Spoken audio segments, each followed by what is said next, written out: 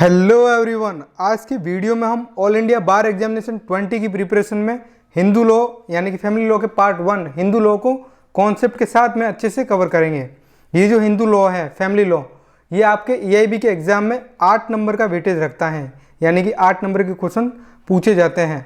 Last year के 19 के exam में हिंदू लॉ से बहुत ज़्यादा क्वेश्चन पूछे गए थे, और अगर आज का वीडियो आपने देख लिया, आपको कंप्लीट इन्फॉर्मेशन हिंदू लॉ के रिगार्डिंग मिल जाएगी। मतलब कि हिंदू लॉ के आपके सारे कॉन्सेप्ट क्लियर हो जाएंगे। ठीक है, आपको सिर्फ क्या करना है, वीडियो को अच्छे से देखना है। चलिए शुरू करते हैं बिना टाइम वेस्ट किए। क्वेश्चन नंबर 1, हिंदू विधि का स्रोत कौन से सोर्सेज हैं। तो देखो, हिंदू विधि में 2 मेन सोर्सेज हैं, एक प्राचीन स्रोत, दूसरा है आधुनिक। प्राचीन में आपके हो जाते हैं श्रुति, स्मृति, टीका निबंध और रूढ़ि और प्रथा। ठीक है, फिर आधुनिक में आ जाते हैं साम्य, न्याय और स्वतंत्रकरण। ठीक है, फिर विधान जो भी कानून है वो आ जाते हैं। तो ये आपके 2 मेन सोर्सेज होते हैं हिंदू लॉ के। तो पूछा है कि हिंदू लॉ के सोर्सेज क्या है। ऑप्शन ए श्रुति स्मृति बिल्कुल है, परंपरा और रूढ़ि यानी कि कस्टम और यूसेज ये भी है, न्यायिक निर्णय यानी कि जुडिशियल डिसीजन ये भी है। तो ऑप्शन तीनों सही है, उपरोक्त सभी। ऑप्शन डी इसका सही आंसर होगा। ये जो क्वेश्चन है ये सिलेक्टेड क्वेश्चन है, इससे आपके कॉन्सेप्ट क्लियर हो जाएंगे। Next question number 2, Hindu law यानी कि हिंदू विधि में मिताक्षरा और दायभाग क्या है। हिंदू विधि में मिताक्षरा और दायभाग 2 संप्रदाय होते हैं। मिताक्षरा संप्रदाय पूरे भारत में लागू होता है, असम और बंगाल को छोड़ करके। मिताक्षरा संप्रदाय में जो उत्तराधिकार में संपत्ति है वो सिर्फ और सिर्फ केवल पुत्रों को ही मिलती है, पुत्रियों में को सदायिक नहीं माना गया, यानी कि को पार्टनर नहीं माना जाता है। दायभाग शाखा जो है वो असम और बंगाल में लागू होती है, जिसमें पुत्र और पुत्री दोनों को ही उत्तराधिकार में संपत्ति ट्रांसफर होती है, यानी कि मिलती है। ठीक है, तो ये आपके दोनों कॉन्सेप्ट मैंने क्लियर करवा दिए। अब पूछ रहा है कि हिंदू विधि में मिताक्षरा दायभाग क्या है। ऑप्शन नंबर ए, ऑप्शन कह रहा है धार्मिक ग्रंथ नहीं है, विवाह के प्रकार भी नहीं है, संपत्ति विरासत की विधियां जरूर हैं। तो ऑप्शन सी इसका करेक्ट आंसर हो जाएंगे, न्यायालय के फैसले नहीं है। क्वेश्चन नंबर 3, आज का वीडियो और आज का ये जो हिंदू लॉ का जो टॉपिक है मोस्ट इंपॉर्टेंट है EIB 20 कैंडिडेट्स के लिए। क्वेश्चन नंबर 3, हिंदू विधि के अंतर्गत आने वाले प्रमुख संहिताबद्ध कानून कौन से हैं। अभी मैं आपको बता देता हूँ, कानून भी 2 तरह के होते हैं, एक संहिताबद्ध होते हैं यानी कि कोडिफाइड लॉ होते हैं, दूसरे होते हैं अनकोडिफाइड लॉ। अनकोडिफाइड लॉ में आप क्या आ जाएगा, मुस्लिम लॉ, जो कि फैमिली लॉ का पार्ट 2 है, हम उसको इस वीडियो के बाद में कवर करेंगे। और एक आता है लॉ ऑफ टॉट, वो भी आपका अनकोडिफाइड लॉ है। अब क्या होता है सर, कोडिफाइड लॉ और अनकोडिफाइड लॉ। कोडिफाइड लॉ में मतलब ऐसा कानून जिसमें धाराओं और अध्यायों में बांट दिया गया हो, जिसमें सेक्शंस होती हैं और चैप्टर होते हैं, उनको कहते हैं हम कोडिफाइड लॉ यानी कि संहिताबद्ध कानून। जिनमें धाराएं, चैप्टर, अध्याय नहीं होते हैं उनको हम कहते हैं असंहिताबद्ध कानून। तो ये हिंदू लॉ है अपने संहिताबद्ध कानून। इसमें आप पढ़ोगे हिंदू विवाह अधिनियम 1955, उसके बाद पढ़ोगे हिंदू उत्तराधिकार अधिनियम 1956, फिर पढ़ोगे हिंदू दत्तक और भरण पोषण अधिनियम 1956, उसके बाद पढ़ोगे हिंदू अप्राप्त व्यय और संरक्षकता अधिनियम 1956। ये सारे जो एक्ट है वो आपके संहिताबद्ध कानून है। तो इसका आंसर हो जाएगा ऑप्शन डी। नेक्स्ट, मिताक्षरा और दायभाग में क्या अंतर है। अभी मैंने बताया था मिताक्षरा जो है पूरे भारत में लागू होती है। ठीक है, पश्चिम यानी कि असम और बंगाल को छोड़ के। तो असम और बंगाल में दायभाग शाखा लागू होती हैं। दोनों शाखा हैं, school of law Hindu law है, ये भी कह सकते हैं। ठीक है, स्कूल्स ऑफ हिंदू लॉ 2 तरह की होती है, मिताक्षरा, दायभाग। मिताक्षरा में केवल पुत्रों को ही संपत्ति मिलती है उत्तराधिकार में, लेकिन दायभाग में पुत्री और पुत्र दोनों को ही संपत्तियां मिलती हैं। ऑप्शन सी पहला पढ़ते हैं। ऑप्शन ए, दायभाग केवल दक्षिण भारत में मान्य है, नहीं, ये भी नहीं कह सकते। मिताक्षरा सभी संपत्तियों का उत्तराधिकार देता है, ये भी नहीं है। मिताक्षरा उत्तर और पश्चिम भारत में प्रचलित है, जबकि दायभाग बंगाल और असम में। तो ये थोड़ा अप्रोप्रिएट आंसर लग रहा है, लेकिन आप कॉन्सेप्ट को समझना नहीं तो लिख लेना, मिताक्षरा शाखा पूरे भारत में लागू होती है, असम और बंगाल को छोड़ के। असम और बंगाल में दायभाग लागू होती हैं। ठीक है, नेक्स्ट क्वेश्चन नंबर 5, हिंदू विधि के अंतर्गत किसे हिंदू माना जाता है। हिंदू विधि के अंतर्गत ये सवाल अक्सर गलत करके आ जाते हैं। देखो, हिंदू विधि में वो सभी व्यक्ति हिंदू है आपको पहले नेगेटिव डेफिनेशन को समझनी होगी। मुसलमान, पारसी, यहूदी और ईसाई, इन चारों को छोड़ करके बाकी सारे हिंदू है, ठीक है। तो अगर कोई मुसलमान है तो वो हिंदू नहीं है, सिख है मुसलमान है तो वो हिंदू नहीं है, ठीक है, पारसी है तो हिंदू नहीं है, यहूदी है तो हिंदू नहीं है, ईसाई है तो हिंदू नहीं है। उसके अलावा अगर कोई जैन है, सिख है, बौद्ध है, तो वो सारे ही हिंदू कहलाएंगे। केवल हिंदू धर्म को मानने वाले, गलत आंसर है। सिख, जैन, बौद्ध धर्म के अनुयायी भी क्या होते हैं? हिंदू होते हैं, ठीक है। तो ऑप्शन बी इसका अप्रोप्रिएट आंसर। भारत में पैदा होने वाले सभी लोग, ऑप्शन सी ये भी गलत है। तो ऑप्शन बी इसका सही आंसर होगा, सिख, जैन और बौद्ध धर्म के अनुयायी, फॉलोवर्स, ठीक है। तो हिंदू जो है बहुत वाइड टर्म है। हिंदू में वो भी आते हैं माता पिता के संतान है। अगर दोनों ही किसी संतान की माता पिता, दोनों ही पेरेंट्स, दोनों ही अगर हिंदू हैं तो उसकी संतान हिंदू कहलाएगी। दोनों में से कोई एक हिंदू है और उसकी परवरिश हिंदू की तरह हुई है तो फिर हिंदू माना जाएगा संतान, ठीक है। और प्रार्थना समाज, ब्रह्म समाज, आर्य समाज, तो इन सभी के फॉलोवर्स भी क्या कहलाते हैं? वो भी हिंदू कहलाएंगे। और एक संपरिवर्तन, परिवर्तन के द्वारा अगर कोई व्यक्ति हिंदू धर्म छोड़ के दूसरा धर्म में चला गया है, मान लो मुस्लिम में चला गया है, वापस हिंदू में आ जाता है तो उसको भी हिंदू काउंट करेंगे। और अगर कोई दूसरे धर्म से हिंदू में आ गया है तो उसको भी हम हिंदू काउंट करते हैं। नेक्स्ट क्वेश्चन नंबर 6, हिंदू विवाह अधिनियम 1955 को कब लागू किया गया था? ये तो आपको बेर एक्ट में ही मिल जाएगा, ठीक है। हिंदू मैरिज एक्ट इनेक्ट हुआ था 18 मई 1955 को। तो ऑप्शन सी इसका करेक्ट आंसर होगा। नेक्स्ट क्वेश्चन नंबर 7, हिंदू विवाह अधिनियम 1955 के अंतर्गत किन धर्म के लोग आते हैं? किन किन धर्म के लोग आते हैं? मैंने अभी आपको बता दिया। नेगेटिव आपको याद रखनी है, पॉजिटिव आपको वैसे ही याद हो जाएगी। मुसलमान, यहूदी, पारसी और ईसाई, ये 4 नहीं आते हैं, ये लिख लेना। उसके अलावा जैन, सिख, बौद्ध, ये सारे आते हैं, ठीक है। केवल हिंदू नहीं आते हैं, हिंदू, बौद्ध, जैन, सिख सभी आते हैं। तो ऑप्शन बी इसका करेक्ट आंसर हो जाएगा। नेक्स्ट क्वेश्चन नंबर 8, हिंदू विवाह अधिनियम 1955 के तहत कौन से विवाह मान्य होते हैं, कौन से विवाह मान्य नहीं होते हैं? तो इसके लिए पहले आपको समझनी पड़ेगी कि हिंदू विवाह में 5 शर्तें पूरी करनी बहुत ज़रूरी होती है। पहली शर्त होती है मोनोगेमी, यानी कि विवाह के समय, at the time of marriage, विवाह के दोनों पक्षकारों का पूर्व में कोई भी विवाह होना चाहिए, ठीक है। पहले से उनकी कोई पत्नी नहीं होनी चाहिए, पति है तो पत्नी नहीं होनी चाहिए, और कोई पत्नी है तो उसका कोई पति नहीं होना चाहिए। दोनों ही जो पार्टीज हैं, हस्बैंड एंड वाइफ जो बनने जा रहे हैं, उनके पूर्व में कोई भी शादी हुई हो नहीं, अगर हो गई है तो फिर उसका तलाक हो चुका हो, ठीक है। ये पहली कंडीशन है, ये मोस्ट इंपॉर्टेंट कंडीशन है। अगर ये अगर वॉयलेट होती है तो शादी ही वॉइड मानी जाएगी, ठीक है। इसके लिए पनिशमेंट भी दे रखी है section 17 of Hindu marriage act. उसके बाद मैं आपको दूसरी कंडीशन बताता हूँ, मेंटल हेल्थ, यानी कि दोनों ही पक्षकारों की मानसिक स्थिति at the time of marriage sound होनी चाहिए, यानी कि वो स्वस्थ चित्त होनी चाहिए, ठीक है।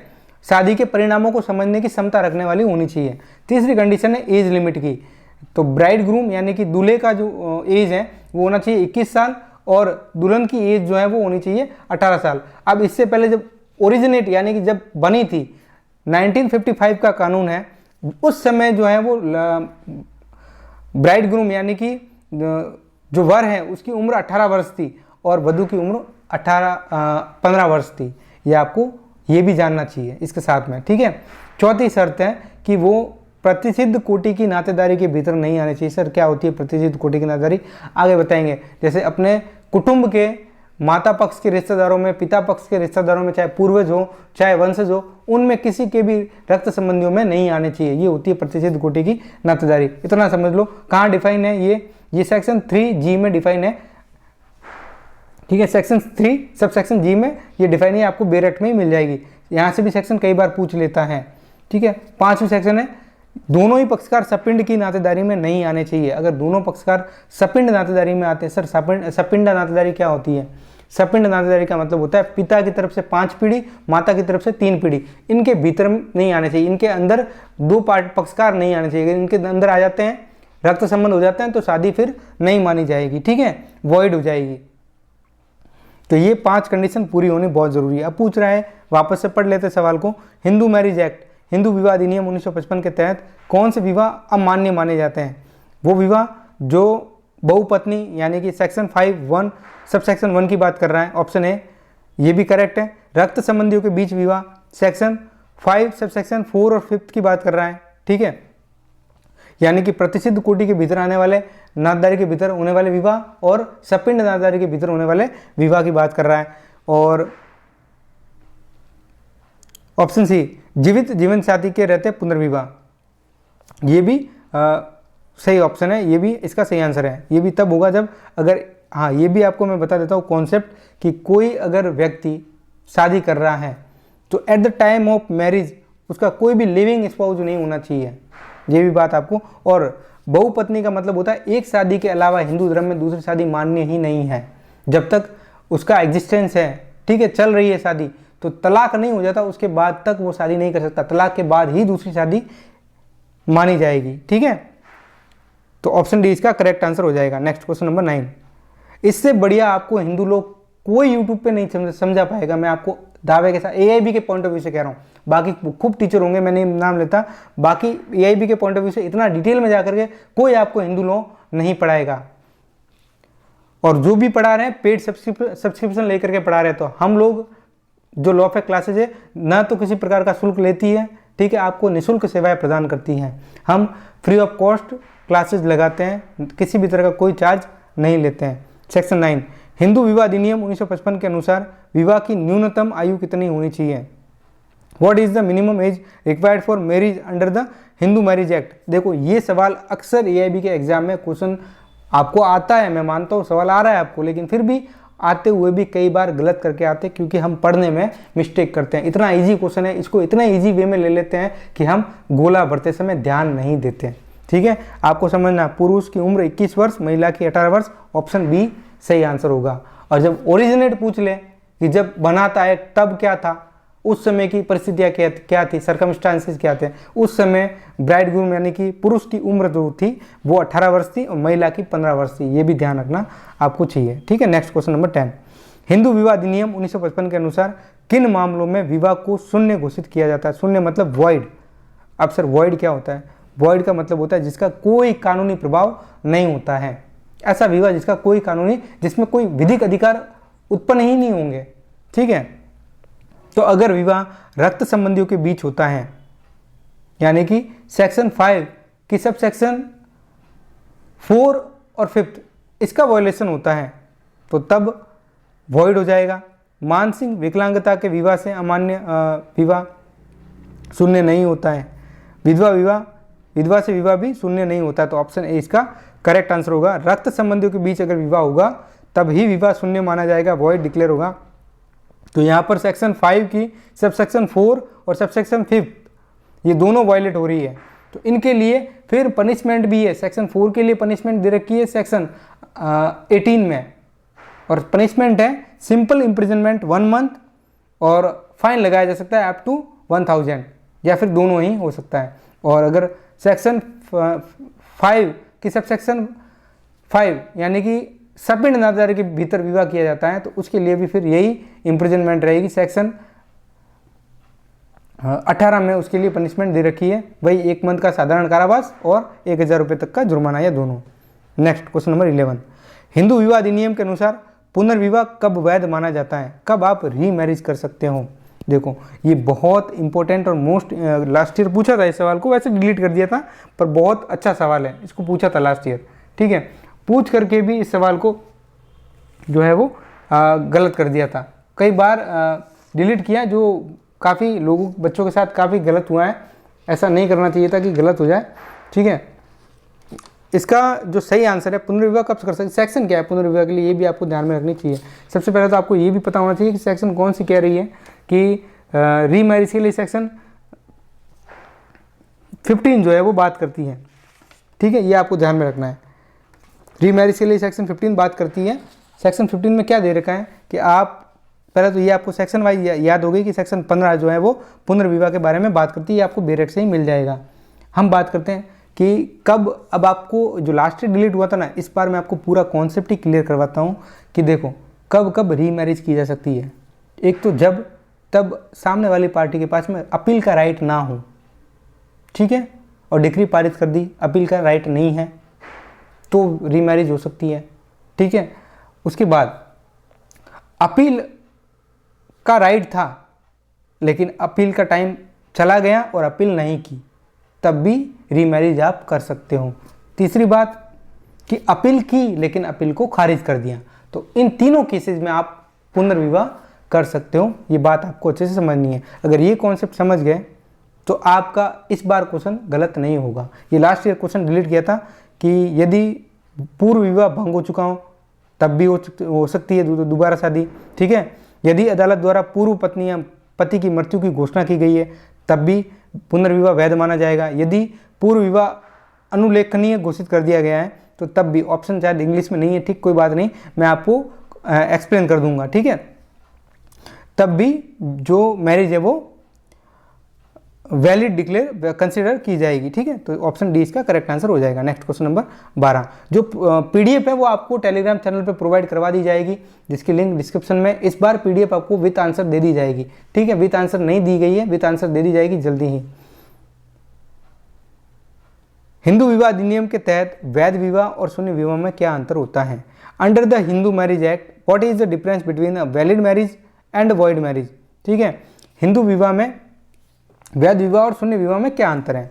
वैध विवाह जो होता है उसका कानूनी प्रभाव होता है, उसके कानूनी अधिकार होते हैं, हस्बैंड वाइफ दोनों के कानूनी अधिकार और कानूनी कर्तव्यों का सर्जन होता है। लेकिन शून्य विवाह में ऐसा नहीं होता है। तो ऑप्शन ए तो ये कह रहा है कि वैध विवाह कानूनी अधिकार प्रदान करता है जबकि शून्य विवाह गैर कानूनी, ठीक है। शून्य विवाह जो है वो पुनर्विवाह की अनुमति नहीं देता है, ये गलत बात है। वैध विवाह के लिए अदालत की अनुमति, ये भी गलत बात है। तो ऑप्शन ए एप्रोप्रिएट और एकदम सही आंसर है। वैध विवाह कानूनी अधिकार प्रदान करता है जबकि शून्य विवाह गैर कानूनी है, ठीक है। वैध विवाह के लिए 5 शर्तों का पूरा होना जरूरी है। पहली शर्त क्या थी? At the time of marriage कोई भी लिविंग स्पाउस नहीं होना चाहिए, ठीक है। शादी के समय पक्षकारों का कोई भी जीवित साथी नहीं होना चाहिए, जिससे शादी हो चुकी हो तो तलाक हो गया हो, तलाक हो जाना चाहिए। दूसरी कंडीशन, मानसिक स्वास्थ्य ठीक होना चाहिए, यानी कि शादी के परिणामों को समझ सके। तीसरी शर्त क्या थी? एज, ठीक है। एज क्या होनी चाहिए? 21 साल और 18 साल, ये दोनों होनी चाहिए। लड़का है तो 21 साल, लड़की है तो 18 साल। चौथा था प्रतिसिद्ध कोटि के भीतर नातेदारी में नहीं आने चाहिए, और 5वीं सपिंड की नातेदारी में नहीं आने चाहिए। तो वैध विवाह माना जाएगा, अदरवाइज जो है वो शून्य विवाह माना जाएगा। तो वॉइड मैरिज कहाँ सेक्शन 11 में डिस्कस है, ये भी आपको ध्यान में रखना है। सेक्शन 11 में क्या डिस्कस है? शून्य विवाह के बारे में पूरी डिटेल में जो है वो दे रखा है। नेक्स्ट क्वेश्चन नंबर 13, हिंदू विवाह अधिनियम के अनुसार शून्यकरणीय विवाह यानी कि वॉइडेबल मैरिज किसे कहते हैं? वॉइडेबल मैरिज, इसके कॉन्सेप्ट को बहुत अच्छे से समझाता हूँ। सेक्शन 12 में डिफाइन है, अच्छे से देख लेना आराम से। इसका मतलब होता है कि कोई भी पक्षकार विवाह के बाद पीड़ित पक्षकार की इच्छा पर शून्यकरणीय, तो इच्छा पर होता है, यानी कि अगर किसी व्यक्ति के साथ में मान लो, ये केवल तभी होगा जब धारा 5 की सब सेक्शन 2 मानसिक स्वास्थ्य वाला, तब होगा। और दूसरा केस हम पढ़ेंगे आगे। पहला हम पढ़ लेते हैं कि अगर मानसिक स्वास्थ्य ठीक नहीं है और शादी कर ली है तो उस समय फिर वो वॉइडेबल मैरिज कहलाएगी, और कोई भी पक्षकार चाहे तो न्यायालय में जाकर के याचिका दायर कर सकता है, ठीक है। ऐसा विवाह जो प्रारंभ से ही अवैध हो वॉइडेबल नहीं होता। वॉइडेबल का मतलब ही क्या होता है? दोनों पक्षकार चाहे तो शादी को चला सकते हैं, कोई दिक्कत वाली बात नहीं है। अगर दोनों में से कोई पक्षकार नहीं चाहता तो वो न्यायालय में जाकर के उस शादी को नल एंड वॉइड डिक्लेयर करवा सकता है, यानी कि तलाक ले सकता है, ठीक है। बी, ऐसा विवाह जिसे कोर्ट की अनुमति की आवश्यकता हो, ये भी नहीं है इसका आंसर। ऐसा विवाह जो तब तक कानूनी रूप से वैध और दोनों पक्षों पर बाध्यकारी होता है जब तक कि किसी पक्षकार की याचिका पर सक्षम न्यायालय उसे रद्द न कर दे। ये बहुत एप्रोप्रिएट सही आंसर है, ठीक है इसका। ऐसा विवाह जो कानूनी रूप से बाध्यकारी नहीं हो, ऑप्शन डी गलत है। इसका सही आंसर है ऑप्शन सी, ठीक है। शून्यकरणीय विवाह को लेकर के मैंने सारा कॉन्सेप्ट आपका क्लियर कर दिया। और आपको अच्छे से करना हो तो बेर एक्ट की सेक्शन 12 देख लेना आप, वहाँ आपको डिटेल में आपको इसकी जानकारी मिल जाएगी।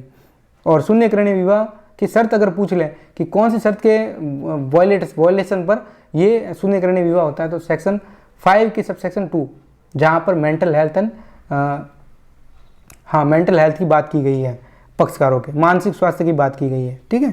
तो अगर मानसिक स्वास्थ्य ठीक नहीं है और अगर शादी कर दी है तो ऐसी शादी का प्रभाव जो है वो शून्यकरणीय होता है। नेक्स्ट क्वेश्चन नंबर 14, हिंदू विवाह अधिनियम के अनुसार विवाह की वैधता की कमी का आधार क्या है?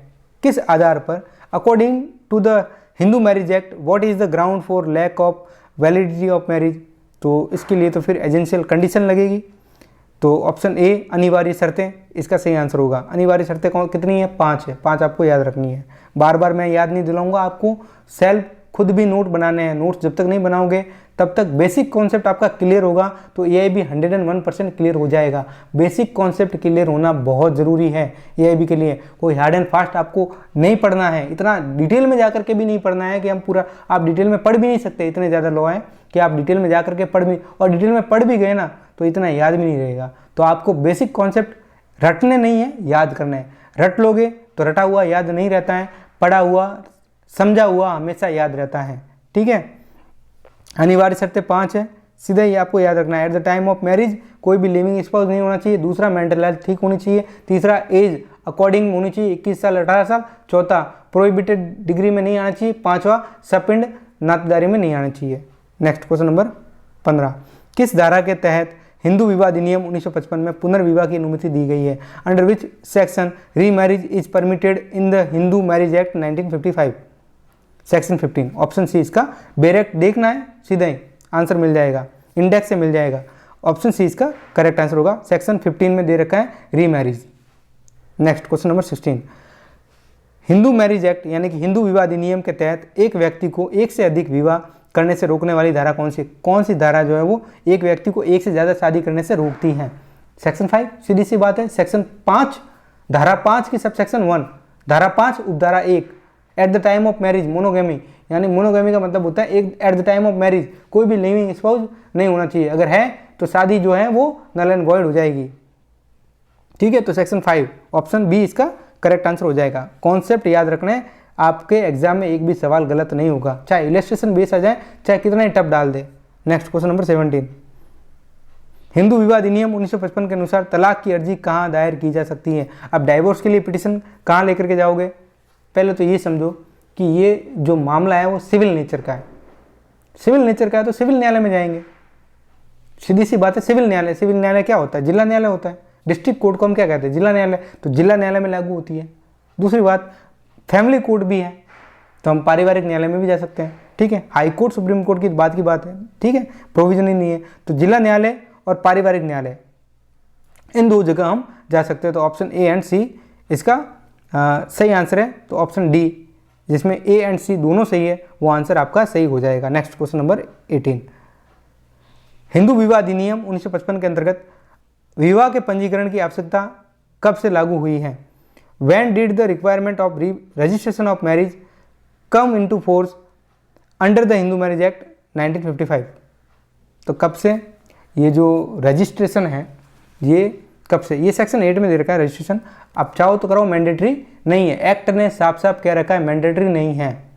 ठीक है, मैं आपको क्वालिटी लेवल की पढ़ाई कराऊंगा बिना सब्सक्रिप्शन के। तो आपको बस क्या करना है, मैं जितनी मेहनत करता हूँ उतने साथ आपको भी उतनी ही मेहनत करनी है। तो आपका एआईबी 101% जो एआईबी 20 एग्जाम है वो क्लियर हो जाएगा। ठीक है, इसी पीडीएफ से क्लियर होगा आराम से। कॉन्सेप्ट क्लियर करना है बस, बाकी कुछ नहीं करना, सवालों के साथ में ही पढ़ना है। रजिस्ट्रेशन जो है वो मैंडेटरी नहीं है इस सेक्शन में, तो ऑप्शन डी इसका सही आंसर हो जाएगा। अब रही बात केस लॉज की, सर केस लॉज भी आ जाते हैं कई बार इसमें, तो कैसे पढ़ें, क्या करें केस लॉज के बारे में? देखो, केस लॉज बहुत कम आएंगे, अगर आएंगे भी तो मोस्ट इंपॉर्टेंट जो गिने चुने हैं वही केस लॉज आते हैं। ठीक है, तो आपको इतना डिटेल में नहीं जाना है, लेकिन फिर भी मैं आपको बता देता हूँ। सीमा वर्सेस अश्विनी कुमार का एक केस है, AAR 2006 सुप्रीम कोर्ट का केस है। उसमें स्टेट गवर्नमेंट, सुप्रीम कोर्ट ने कहा है कि स्टेट गवर्नमेंट ये अनिवार्य कर दे कि सेंट्रल गवर्नमेंट स्टेट गवर्नमेंट दोनों ही रजिस्ट्रेशन को अनिवार्य कर दे, मैंडेटरी कर दे। लेकिन एक्ट में मैंडेटरी नहीं है, ये बात ध्यान रखना, एक्ट में मैंडेटरी नहीं है, लेकिन प्रूफ ऑफ मैरिज के लिए स्टेट गवर्नमेंट रूल बना सकती है। नेक्स्ट क्वेश्चन नंबर 19, हिंदू विवाह अधिनियम 1955 में यदि पति या पत्नी को मानसिक रूप से बीमार घोषित किया जाता है तो क्या यह तलाक का आधार है? मानसिक रूप से, मेंटल हेल्थ अगर नहीं है तो सीधी सी बात है, अगर घोषित कर दिया, डिक्लेयर ही कर दिया है तो फिर ये तलाक का आधार बन जाएगा। ठीक है, मैं सारे आपको तलाक के आधारों को आगे बताऊंगा, डिटेल में पूरा बताऊंगा। आज का वीडियो थोड़ा लंबा बनेगा, लेकिन इस वीडियो में पूरी की पूरी जानकारी मिलेगी, एकदम क्वालिटी लेवल की आपको पूरी डिटेल इंफॉर्मेशन मिलेगी। ठीक है, तो वीडियो थोड़ा सा लंबा बनेगा, लेकिन आपके सारे कॉन्सेप्ट हिंदू लॉ को लेकर के आज के बाद कभी भी आपके डाउट नहीं रहेगा, कॉन्सेप्ट क्लियर होंगे। नेक्स्ट क्वेश्चन नंबर 20, किस धारा के तहत हिंदू विवाह अधिनियम 1955 में विवाह की पंजीकरण की प्रक्रिया निर्धारित की गई है? तो प्रोसीजर कहाँ बताया गया है, प्रक्रिया बताई गई है, जो ये जो प्रक्रिया है वो बताई गई है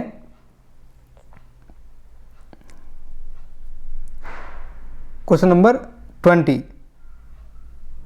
तो धारा 8 में रजिस्ट्रेशन बताया गया है, पंजीकरण की प्रक्रिया के बारे में, बिल्कुल पंजीकरण की प्रक्रिया पूछ रहा है। तो रजिस्ट्रेशन के लिए तो प्रोसीजर सेक्शन 8 में ही दे रखा है। ठीक है, वो मैंने अभी आपको क्लियर बता दिया, पूरा ही प्रोसीजर पूरा ही बता दिया था कि मैंडेटरी नहीं है, मैं एक्ट में मैंडेटरी नहीं है। केस भी मैंने आपको बता दिया, Seema versus Ashwini Kumar, Supreme Court 2006 का मामला है। सुप्रीम कोर्ट ने क्या कह दिया है कि अब रूल बना दिए जाने चाहिए कि ये विवाह को जो है वो अनिवार्यता प्रदान की जाए। ठीक है, तो अब हर स्टेट ने लगभग कर दिया है, तो अब मैरिज सर्टिफिकेट बनाना मैंडेटरी हो गया है, तो हर कोई बना रहा है प्रूफ ऑफ मैरिज के लिए।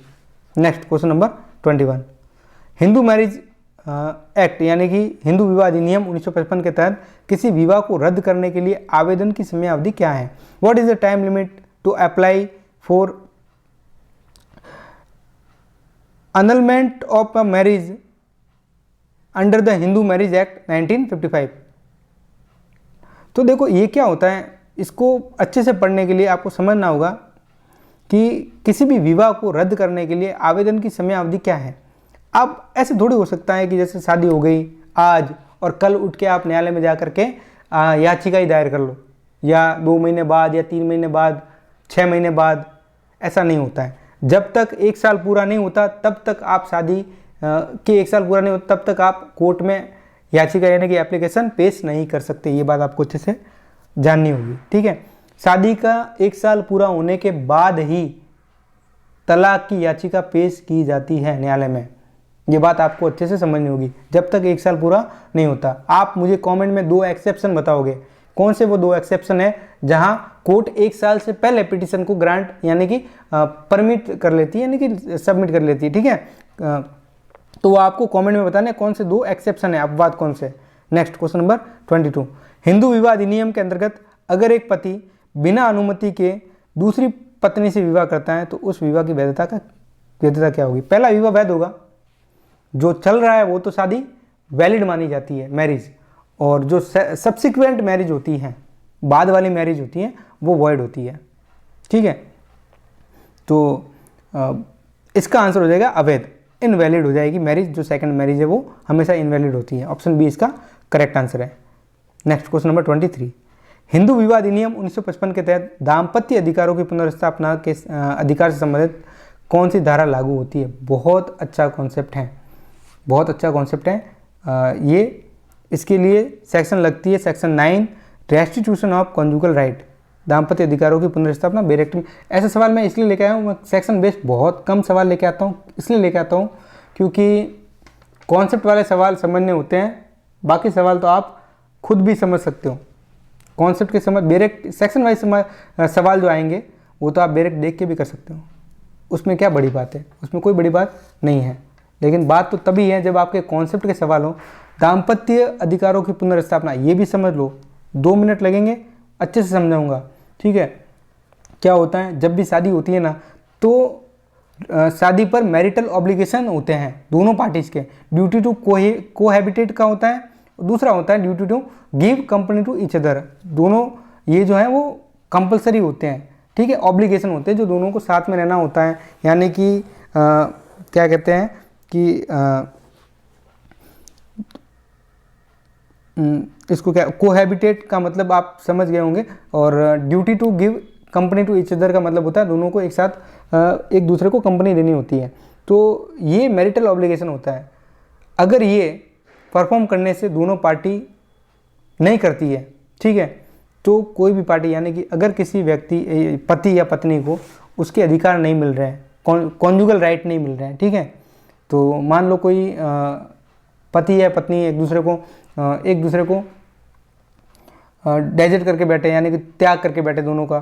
चले त्याग, यानी त्याग भौतिक रूप से भी हो सकता है, यानी कि बिना वजह पति या पत्नी छोड़ के चले जाते हैं, ठीक है। या फिर मानसिक रूप से भी हो सकता है, जैसे एक ही घर में रह करके बातें नहीं करना, अलग अलग रहना। ये जो होता है वो सेक्शन 9 के अंदर ही आता है। सेक्शन 9 में बिना किसी वजह से शारीरिक संबंध तोड़ देते हैं, साथ में नहीं रहते हैं, ठीक है, और बात नहीं करते हैं।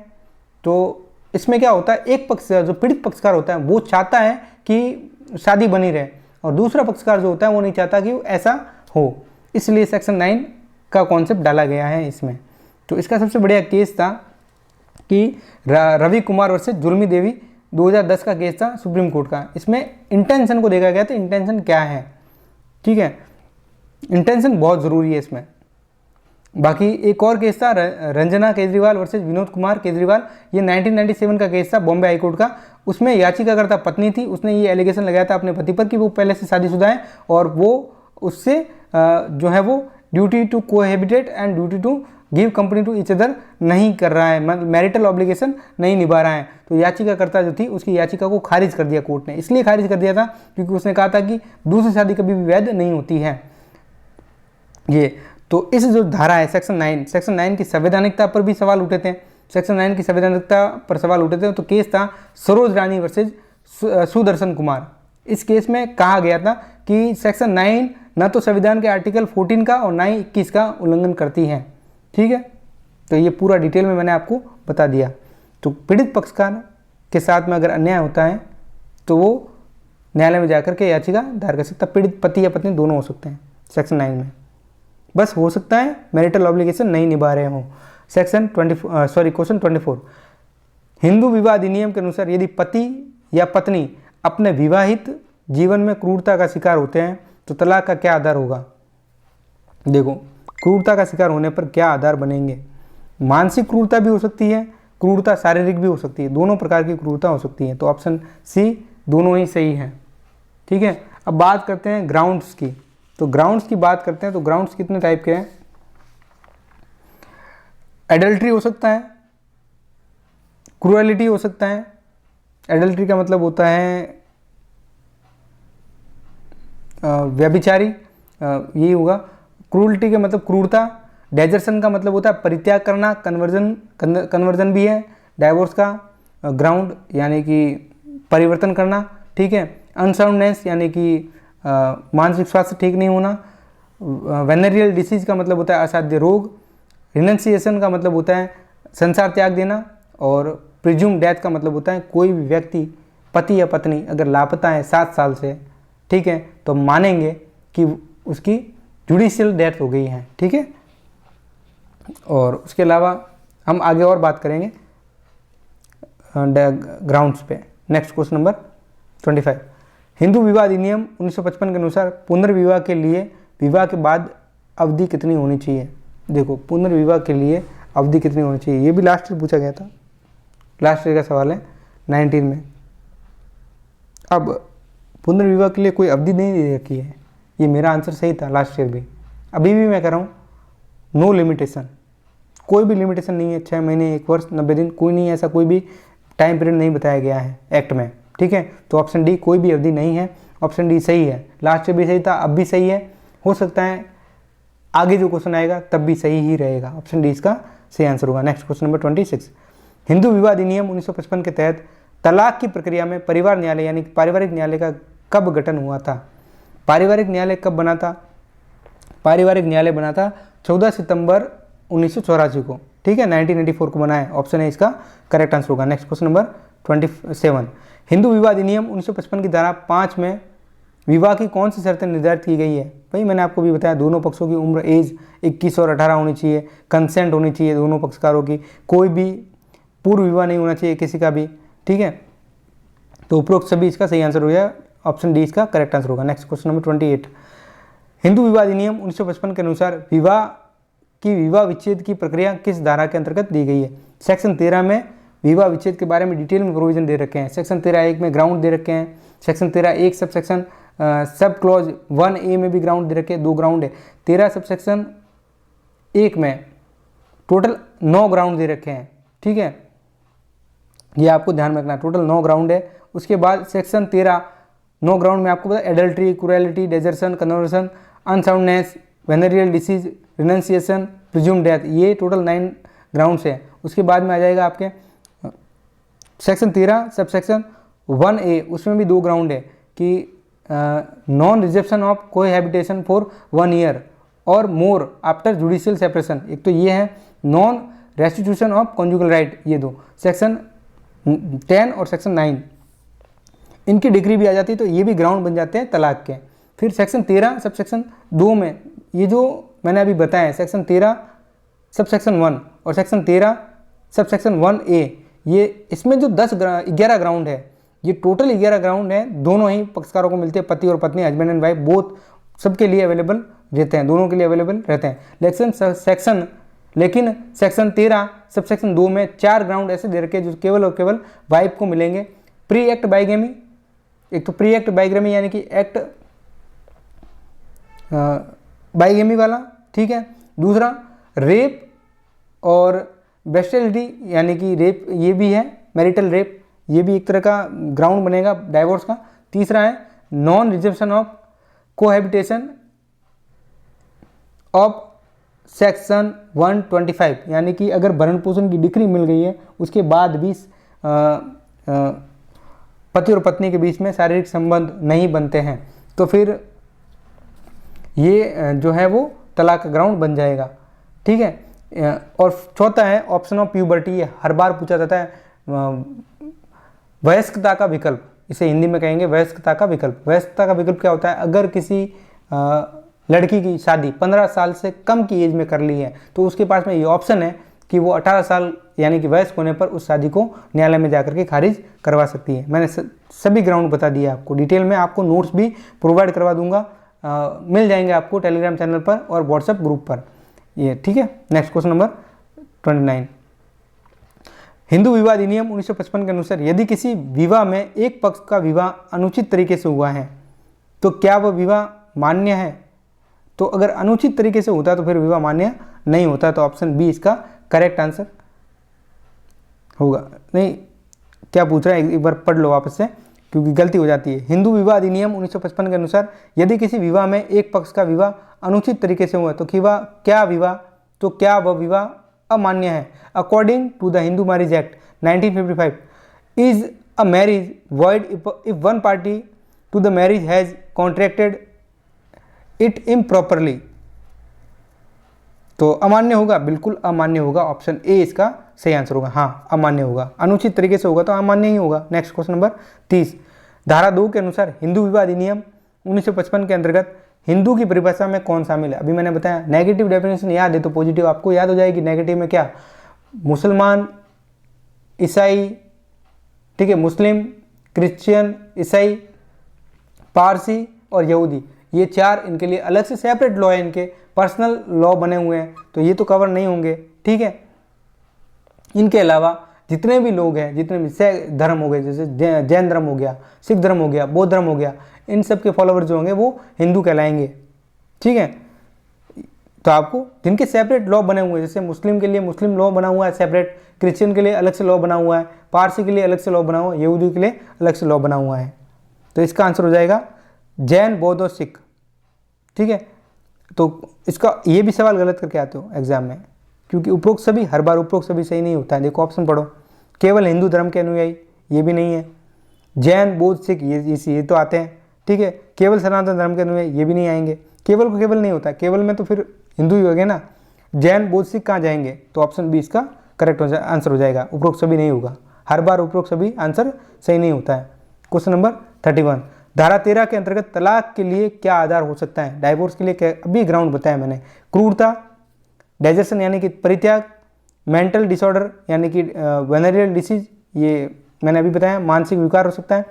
ए बी सी तीनों सही है, तो ऑप्शन डी इसका सही आंसर हो जाएगा। नेक्स्ट क्वेश्चन नंबर 32, धारा 16 में किन बच्चों को वैध माना गया है? देखो धारा 16 में जो है वो वैध विवाह से उत्पन्न संतान है और अवैध विवाह से उत्पन्न संतान है, दोनों इस विवाह से उत्पन्न संतानों को वैधता दी गई है, लेजिटिमेसी दी गई है, ठीक है, लेजिटिमेट माना गया है, चाहे वो वैध से उत्पन्न हुआ हो चाहे वो अवैध से उत्पन्न हुआ हो, ठीक है। या केवल शब्द हटा देना, ऑप्शन ए में केवल जो है मिसटाइप हो गया है, ठीक है। वैध विवाह से उत्पन्न बच्चे और अवैध संबंध से उत्पन्न बच्चे हैं, ये दोनों ही बच्चे जो होंगे वैध माने जाएंगे according to section 16 of Hindu marriage act 1955।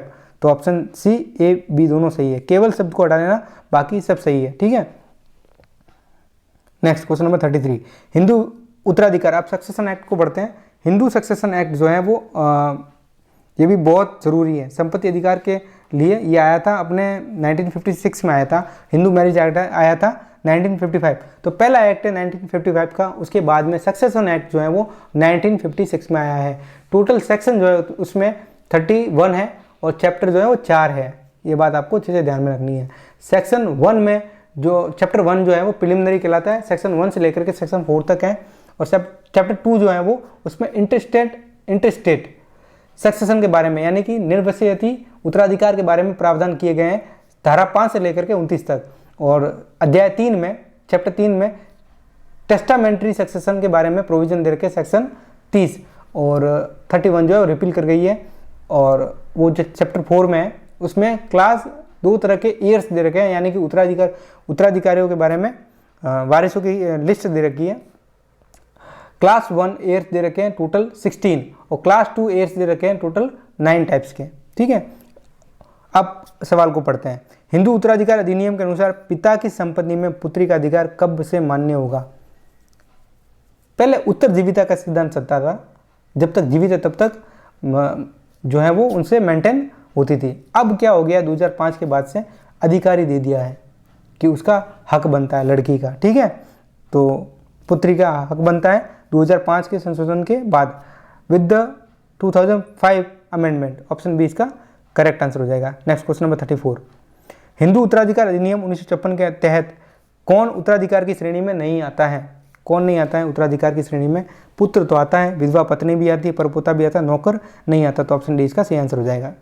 Next question number 5, अब जो क्लास 1 के जो एयर हैं उनको उत्तराधिकार में संपत्ति मिलेगी और क्लास 1 के जो 16 एयर्स हैं उन सभी को हिस्सा मिलेगा। ये बात आप तय मान लो, ठीक है। तो सर ये काम लेंगे आपके डायरेक्ट में मिल जाएंगे, ठीक है, आपको घबराने की जरूरत नहीं है। क्लास 2 के एयर जो हैं उसमें क्या होता है सर, जब क्लास 1 के एयर नहीं है, ठीक है, वो है ही नहीं, तो फिर प्रॉपर्टी के लिए फिर ऑप्शन खुलता है क्लास 2 के एयर में। फिर 9 कैटेगरी दे रखी, उसमें भी फिर जो पहले नंबर पे रहेगा उसमें प्रायोरिटी दी जाती है। पहले नंबर पे जो है तो जो फादर है पहले नंबर पे उसको पहले प्रॉपर्टी मिलेगी, फिर 8 टाइप्स के वो हट जाएंगे। पहला नहीं है फादर तो फिर सेकंड वाला, सेकंड नहीं है तो थर्ड वाला, थर्ड नहीं है तो फोर्थ वाला। इस तरह से प्रायोरिटी के अकॉर्डिंग प्रॉपर्टी जो है वो आगे इनहेरेंट होती है, ठीक है। ये आपको अच्छे से समझनी है। कब जाएगी उनके पास में, क्लास 2 वालों के पास में, जब क्लास 1 के एयर 16 एयर नहीं होंगे। तो क्लास 1 में जितने भी 16 एयर्स हैं, जो 16 वारिस हैं, 16 उत्तराधिकारी, उन सबको जो है वो एक पोर्शन संपत्ति में सबको हिस्सा मिलता है। हिंदू उत्तराधिकार अधिनियम के अनुसार कौन सी संपत्ति उत्तराधिकार के नियमों के अधीन नहीं होती है?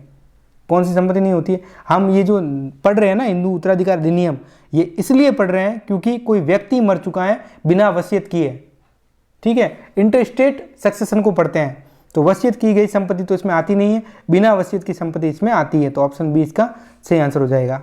नेक्स्ट क्वेश्चन नंबर 36, हिंदू उत्तराधिकार अधिनियम के अनुसार कौन सी श्रेणी में पहली प्राथमिकता के उत्तराधिकारी थे? फर्स्ट क्लास एयर कौन किस में आते हैं?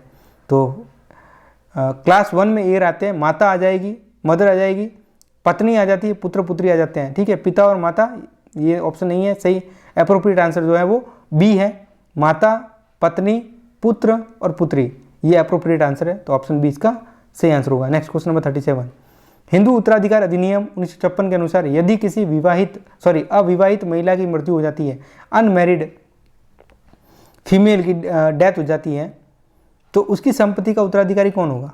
उसकी संपत्ति का उत्तराधिकारी अब ये देखना पड़ेगा कि उसके उत्तराधिकारी जो होगा मदर और फादर उसके होंगे, ठीक है। अगर अविवाहित हैं तो मदर फादर होंगे उसके। तो ऑप्शन बी इसका सही आंसर हो जाएगा, ठीक है। नेक्स्ट ऑप्शन ए गलत है, सी गलत है, डी भी गलत है, उसके माता पिता होते हैं। विवाहित हैं तो तब देखना पड़ेगा कि विवाहित में कि वो संपत्ति का सोर्स क्या है, सोर्स ऑफ प्रॉपर्टी का क्या है। सोर्स ऑफ प्रॉपर्टी अगर उसकी जो प्रॉपर्टी है वो उसको उसके पति और उसके ससुराल से मिली है तो फिर वही उन्हीं के पास जाएगी, और अगर सोर्स ऑफ प्रॉपर्टी उसके मदर फादर से आई है तो फिर वो उन्हीं के पास जाएगी। ठीक है, ये भी बात आपको ध्यान में रखनी है। सेक्शन 38 हिंदू उत्तराधिकार अधिनियम 1956 में किस प्रकार की संपत्ति पर उत्तराधिकार लागू नहीं होता है? किस पर लागू नहीं होता है? वसीयत की गई संपत्ति पर लागू नहीं होता है। ठीक है, टेस्टामेंटरी प्रॉपर्टी इसमें नहीं आती है। तो 38 का आंसर हो जाएगा option A. Next question number 39 Hindu उत्तराधिकार अधिनियम के अनुसार पुत्री अपने पिता की संपत्ति में किस प्रकार के अधिकार रखती है?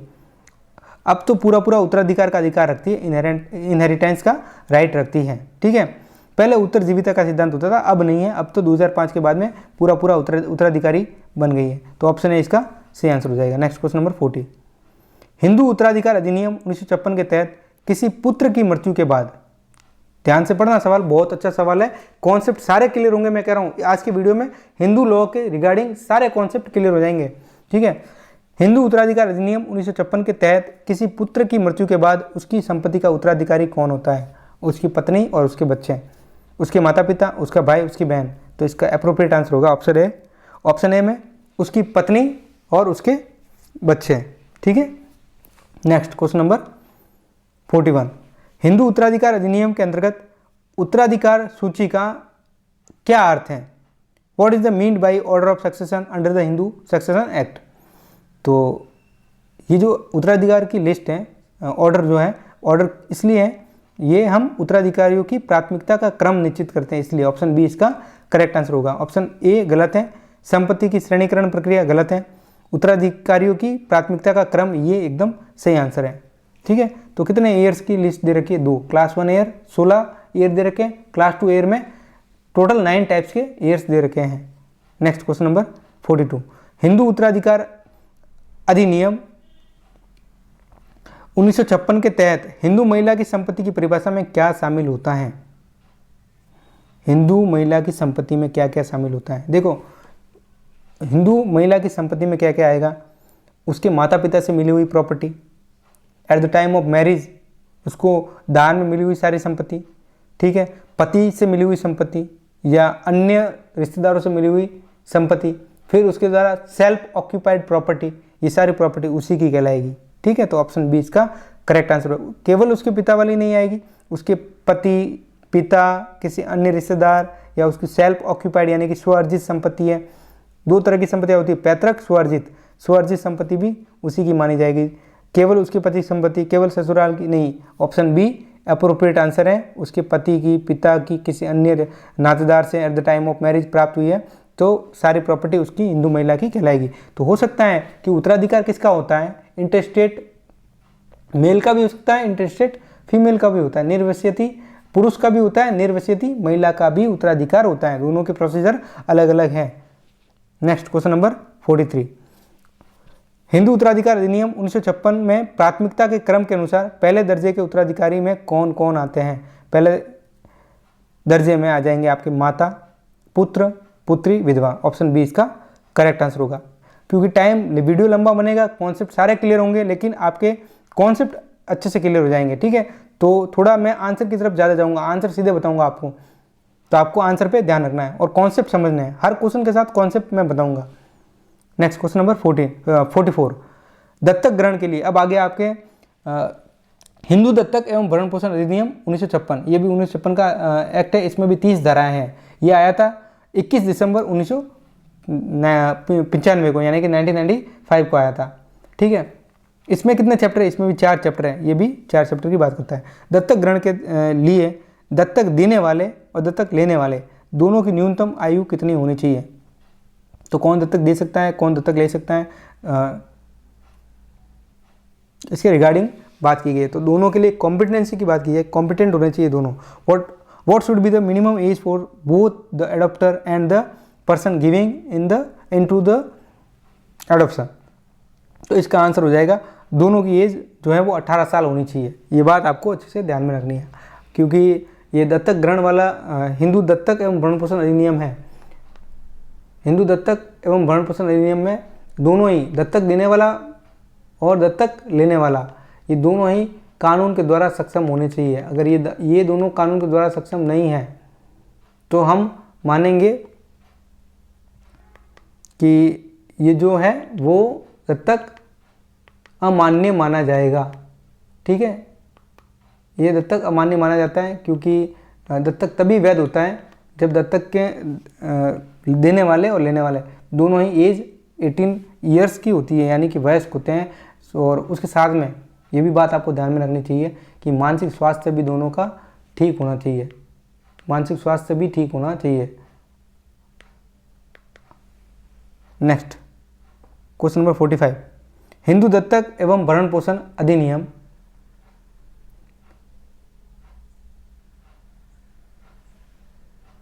हिंदू दत्तक एवं भरण पोषण अधिनियम 1956 के अनुसार किस स्थिति में पति की अनुमति के बिना पत्नी बच्चे को गोद ले सकती है? कब कब? देखो, पहली बात तो ये कि पति हो या पत्नी हो, वो तभी अडॉप्ट कर सकते हैं जब एक दूसरे की कंसेंट मिल जाए। अगर पति अडॉप्ट कर रहा है तो अपनी पत्नी की कंसेंट ले ले, और अगर पत्नी अडॉप्ट कर रही है तो अपने पति की कंसेंट लेनी बहुत ज़रूरी है, अदरवाइज वो एडॉप्शन नहीं माना जाएगा, फिर वो वैलिड नहीं होगा। ठीक है, तो कब वैलिड हो सकता है? जब पति मानसिक रूप से अस्वस्थ हो, जब पति ने पत्नी से संपर्क तोड़ लिया हो। ठीक है, यानी कि वर्डली अफेयर्स यानी कि संसार त्याग दिया हो। ठीक है, या जुडिशियल डेथ हो गई हो, प्रिज्यूम डेथ कहते हैं जिसे, तो इन तीनों केसेस में, या सीज कर गया हो। ठीक है, तो ये तीनों बातें आपको ध्यान में रखनी है।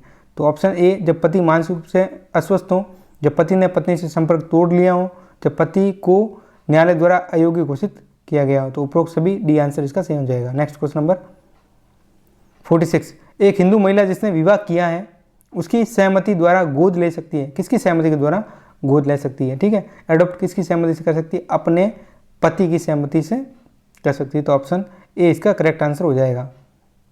नेक्स्ट क्वेश्चन नंबर 47, हिंदू दत्तक एवं भरण पोषण अधिनियम के अनुसार गोद लिया गया बच्चा किस संपत्ति का उत्तराधिकारी होता है?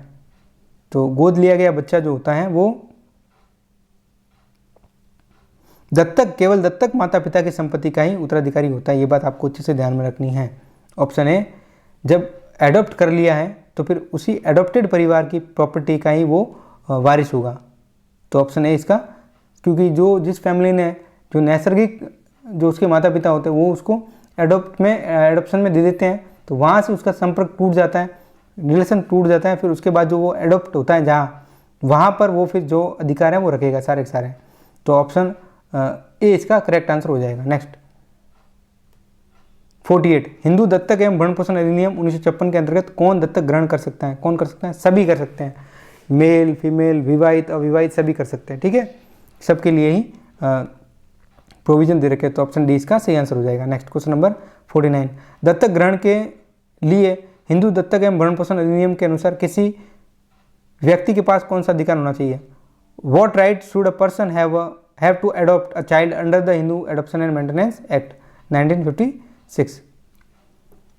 तो इसका आंसर हो जाएगा पूर्ण कानूनी क्षमता का होना। अगर कॉम्पिटेंट है, ठीक है, एज पर लॉ, तो अगर कानूनी क्षमता है उनमें तो अडॉप्ट कर सकते हैं।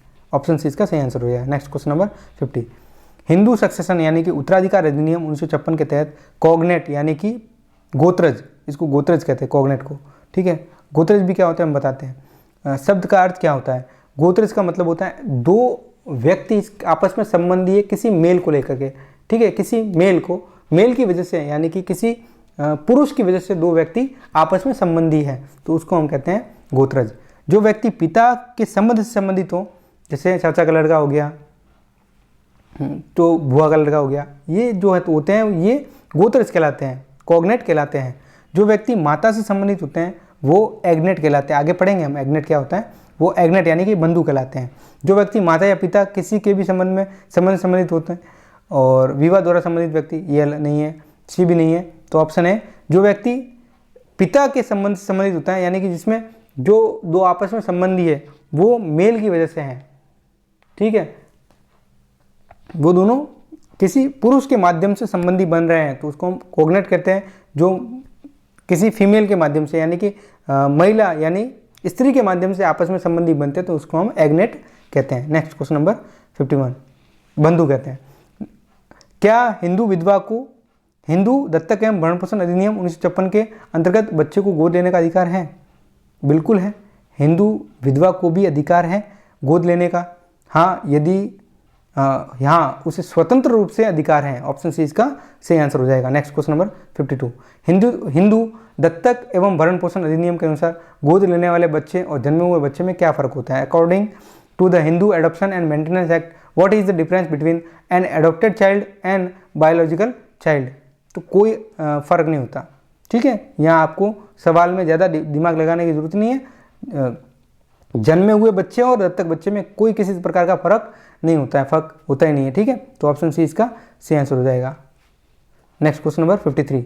कौन सी आयु सीमा के बाद कोई भी व्यक्ति किसी बच्चे को गोद नहीं ले सकता? ये सवाल अक्सर गलत हो जाता है अपने, ठीक है, क्योंकि डायरेक्ट में नहीं मिलता आपको इसलिए मैं पढ़ा रहा हूँ कि आज का वीडियो थोड़ा लंबा बढ़ेगा, लेकिन हिंदू लॉ के रिगार्डिंग आपका एक भी कॉन्सेप्ट अधूरा नहीं रहेगा, ये मैं दावा करता हूँ। आज के वीडियो से आपके दूसरे कई वीडियो देखने की जरूरत नहीं है अपने यूट्यूब पे, ठीक है, कहीं देखने की जरूरत नहीं है। ये वीडियो देखने के बाद फाइनल वीडियो है, इसको फाइनल वन शॉट है, ठीक है, बहुत बढ़िया क्वालिटी वाला वन शॉट है। इसको पढ़ने के बाद आपको दूसरे वीडियो देखने की इधर उधर की देखने की जरूरत नहीं है, सीधे कॉन्सेप्ट क्लियर करवा रहा हूँ। कौन सी एज लिमिट, कौन सी आयु सीमा के बाद कोई भी व्यक्ति किसी बच्चे को गोद नहीं ले सकता? ऐसी कोई एज जो है वो एक्ट में डिफाइन ही नहीं की गई है, प्रोविजन है ही नहीं, तो ऑप्शन डी इसका सही आंसर हो जाएगा। Next question number 54। यदि कोई हिंदू महिला गोद लेने के बाद पुनः विवाह करती है, बहुत अच्छा सवाल है ये भी, अक्सर ऐसे ही सवाल एग्जाम में आते हैं। यदि कोई हिंदू महिला गोद लेने के बाद पुनः विवाह करती है तो दत्तक ग्रहण की वैधता पर क्या असर पड़ेगा? देखो, ऐसा एक्ट कहता है कि कोई प्रभाव नहीं पड़ेगा वैधता पर, ठीक है, तो ऑप्शन है दत्तक ग्रहण स्वतः रद्द हो जाएगा, ऑप्शन गलत है। दत्तक ग्रहण पूर्व पति के संपत्ति के अधिकार में रहेगा, ये भी गलत है। और दत्तक ग्रहण की वैधता बनी रहेगी, ऑप्शन सी। दत्तक ग्रहण पर कोई प्रभाव नहीं पड़ता है। किसी हिंदू महिला एडॉप्ट करने के बाद अगर रीमैरिज कर लेती है, ठीक है, तो उसका कोई इफेक्ट नहीं पड़ता है। बहुत अच्छा सवाल है, ठीक है, ऑप्शन सी इसका सही आंसर हो जाएगा। दत्तक ग्रहण की वैधता बनी रहेगी। Next question number 55। यदि दत्तक ग्रहण अवैध पाया जाता है तो उसके क्या परिणाम होंगे? What are the consequences if an adoption is the found to be invalid? तो दत्तक ग्रहण अगर इनवैलिड है, ठीक है, तो क्या हो जाएंगे? दत्तक ग्रहण जो है वो रद्द हो जाएगा, कैंसिल हो जाएगा, बच्चा पहले की स्थिति में लौट जाएगा। तो ऑप्शन ए इसका सही आंसर होगा। ऑप्शन बी, सी, डी ये तीनों गलत हैं। दत्तक ग्रहण वैध रहेगा, ये भी गलत है। दत्तक रद्द होने पर बच्चा गोद लेने वाले संपत्ति में अधिकार खो देता है, ये भी मेरे को अप्रूवेड नहीं है, ठीक है। तो न्यायालय गोद लिए गए बच्चे को वैकल्पिक, ये भी गलत है। ऑप्शन ए दत्तक ग्रहण रद्द हो जाता है, बच्चा पहले की स्थिति में लौट जाएगा, ऑप्शन ए इसका करेक्ट आंसर हो जाएगा। ये भी बात ये है कि दत्तक लेने वाले बच्चे की उम्र 15 साल से कम होनी चाहिए। एडॉप्ट उसी बच्चे को किया जाएगा जिसकी उम्र 15 वर्ष से कम होगी। ये क्वेश्चन आ भी गया है। हिंदू दत्तक एवं भरण पोषण अधिनियम के अनुसार दत्तक ग्रहण के लिए बच्चा किस आयु का होना चाहिए? ठीक है, बच्चा जो है वो 15 वर्ष से कम आयु का होना बहुत ज़रूरी है, ठीक है। अगर 15 वर्ष से कम आयु का है तभी, नहीं तो अदरवाइज कस्टम और यूसेज को देखना पड़ेगा। कस्टम और यूसेज लागू होते हैं तो बात अलग है, नहीं तो 15 साल से कम ही होनी चाहिए एज, ठीक है, तभी उसका एडॉप्शन होना चाहिए। एक उसकी शादी नहीं होनी चाहिए, ठीक है, ये बात ये भी ध्यान में रखनी है। ऑप्शन ए इसका करेक्ट आंसर होगा। Next question number 57। एक अविवाहित पुरुष के द्वारा किसी लड़की को गोद लेने के लिए कौन सी विशेष शर्त लागू होनी चाहिए? अब दूसरों अन्य शर्तों की बात करते हैं। कोई भी एडॉप्ट कर सकता है, लेकिन बशर्ते अपने को ये बात ध्यान रखनी है कि अगर मेल किसी फीमेल को एडॉप्ट कर रहा है बच्ची को, तो उन दोनों की एज में 21 साल का अंतर होना चाहिए।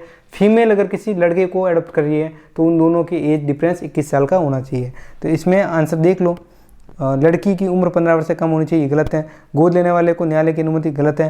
गोद लेने वाले अविवाहित पुरुष और लड़की की उम्र में कम से कम 21 वर्ष का अंतराल होना चाहिए, तो ऑप्शन सी इसका करेक्ट आंसर है। Next question number 58। एक दत्तक ग्रहण कब अस्वीकार्य हो सकता है? कब इनवैलिड कंसिडर किया जाएगा एडॉप्शन को?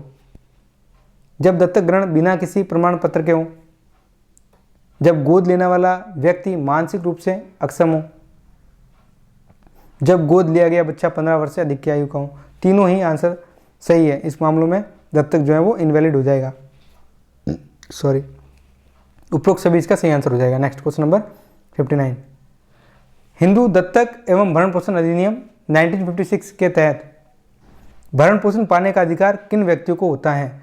कौन कौन मेंटेनेंस ले सकते हैं? देखो, पत्नी ले सकती है, नाबालिग पुत्र और अविवाहित पुत्री भी ले सकती है, विधवा माता भी ले सकती है। उपरोक्त सभी इसके सही आंसर। ये दे रखा है, पत्नी के लिए दे रखा है सेक्शन 18 में, और पुत्र पुत्रियों के लिए दे रखा है सेक्शन 20 में। बेरेक्ट में दे रखा है, सेक्शन वाइज पूछ लेगा तो बेरेक्ट में दे रखा है आपके, ठीक है। नेक्स्ट क्वेश्चन नंबर 60, पत्नी को हिंदू दत्तक एवं भरण पोषण अधिनियम 1956 के अंतर्गत भरण पोषण पाने का अधिकार कब नहीं होता है? कब नहीं होता है?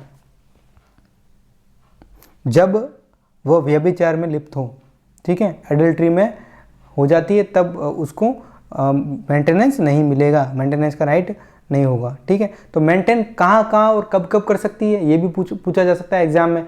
तो देखो, as per Hindu marriage act section 24 और 25 में दोनों ही, पति और पत्नी दोनों ही मेंटेनेंस ले सकते हैं, एक बात ध्यान रखना।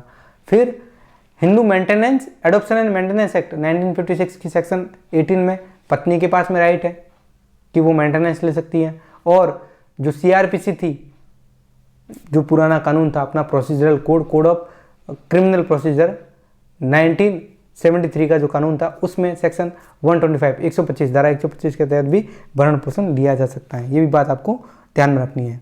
नेक्स्ट क्वेश्चन नंबर 61, हिंदू दत्तक एवं भरण पोषण अधिनियम के अनुसार किस परिस्थिति में एक वृद्ध पिता भरण पोषण का हकदार होगा? वृद्ध पिता के पास अगर कोई भी आय का सोर्स नहीं है, ठीक है, सोर्स ऑफ इनकम नहीं है, वह आर्थिक रूप से सक्षम नहीं है, यदि उसके पास कोई अन्य आय का स्रोत नहीं है, यदि उसका पुत्र उसे भरण पोषण प्रदान करने के लिए सक्षम है, तब वो ले सकता है। तो उपरोक्त सभी इसका सही आंसर हो जाएगा। नेक्स्ट क्वेश्चन नंबर 62, हिंदू दत्तक एवं भरण पोषण अधिनियम के तहत किस उम्र तक के बच्चे को भरण पोषण प्राप्त करने का अधिकार है? ये बहुत बढ़िया सवाल है, समझना चाहिए। कब आपको मेंटेनेंस मिलेगा? अगर लड़का है तो 18 साल की उम्र तक मेंटेनेंस मिलेगा उसको, ठीक है, और लड़की है तो जब तक उसकी शादी नहीं हो जाती तब तक उसको मेंटेनेंस मिलेगा। तो अगर लड़की का पूछा है तो 18 वर्ष, ऑप्शन बी इसका करेक्ट आंसर होगा। नेक्स्ट क्वेश्चन नंबर 63, क्या एक विधवा पुत्र वधू को हिंदू दत्तक एवं भरण पोषण अधिनियम के तहत ससुर से भरण पोषण लेने का अधिकार है? वैसे तो नहीं होता है, ये प्रोविजन ही नहीं है, लेकिन उस केस में होगा जब उसके पास में सफिशिएंट सोर्स ऑफ इनकम नहीं होगी, यानी उसके पास में आय का साधन नहीं है, ठीक है, तो फिर वो ससुर के खिलाफ भरण पोषण का दावा लगा सकती है। हाँ, यदि वह स्वयं आर्थिक रूप से असक्षम है, ठीक है, तो वो भरण पोषण के लिए उसका प्रोविजन अलग से दे रखा है, तो वो वहाँ याचिका ला सकती है। नेक्स्ट क्वेश्चन नंबर 64, भरण पोषण की राशि को निर्धारित करने में हिंदू दत्तक एवं भरण पोषण अधिनियम किन बातों का ध्यान रखता है? न्यायालय किन बातों का ध्यान रखता है? भरण पोषण प्राप्त करने वाले की उम्र को देखेगा, व्यक्ति की स्वास्थ्य को देखेगा, प्राप्तकर्ता की आर्थिक आवश्यकताओं को भी देखा जाएगा, जो प्राप्त कर रही है भरण पोषण मांग रहा है, ठीक है, मांगा जा रहा है जिसके द्वारा। भरण पोषण करने वाले की आर्थिक स्थिति को भी देखा जाएगा, उसकी फाइनेंशियल कंडीशन कैसी है, सभी फैक्टर जो है वो मेंशन करेगा कोर्ट, ठीक है। तो ऑप्शन डी इसका सही आंसर होगा। नेक्स्ट क्वेश्चन नंबर 65, हिंदू दत्तक एवं भरण पोषण अधिनियम के तहत पत्नी का भरण पोषण पाने का अधिकार कब तक चलता रहता है? कब तक? जब तक कि वह पुनः विवाह नहीं कर लेती, तब तक चलता रहेगा। पुनः विवाह कर लिया, मेंटेनेंस का राइट खत्म हो जाएगा। तो ऑप्शन बी इसका सही आंसर होगा। नेक्स्ट क्वेश्चन नंबर 66, हिंदू दत्तक एवं भरण पोषण अधिनियम के तहत धारा 3 के अंतर्गत भरण पोषण की परिभाषा क्या शामिल करती है? रोटी, देखो ये तो मैंने बताया, रोटी कपड़ा मकान शिक्षा चिकित्सा, ये तो जनरल में अक्सर क्लास में बताता रहता हूँ, तो इसका मैं आपको बताता हूँ। भोजन, वस्त्र, निवास, ठीक है, ये तो है ही है। केवल आर्थिक सहायता, ये केवल शब्द को हटा देना, केवल ये गलत टाइप हो गया, मिस टाइप हो गया। आर्थिक सहायता, भोजन वस्त्र सहायता, ठीक है, निवास सहायता हो जाएगी, फिर शिक्षा और चिकित्सा देखभाल ये भी हो जाएगा। तो आपको 5 बातें ध्यान में रखनी है। एज पर एक्ट तो आपकी 5 है, फूड, शेल्टर, क्लोथिंग और एजुकेशन और मेडिकल एक्सपेंसेस, ये 5 आपके आ जाएंगे, ठीक है। भोजन, वस्त्र, आवास, शिक्षा, चिकित्सा, ये बातें 5 आपको ध्यान में रखनी है। नेक्स्ट इसका आंसर हो गया ऑप्शन डी होगा। नेक्स्ट क्वेश्चन नंबर 67, हिंदू दत्तक एवं भरण पोषण अधिनियम की किस धारा के तहत पत्नी को भरण पोषण का अधिकार दिया गया है? पत्नी को धारा 18 में दिया, ये बेरेक्ट वाला सवाल है, तो आपको क्या देखना है कि पत्नी का कहाँ पर दे रखा है, चैप्टर 3 में दे रखा है। चैप्टर 3 में क्या दे रखा है, चैप्टर 3 में दे रखा है सेक्शन 18।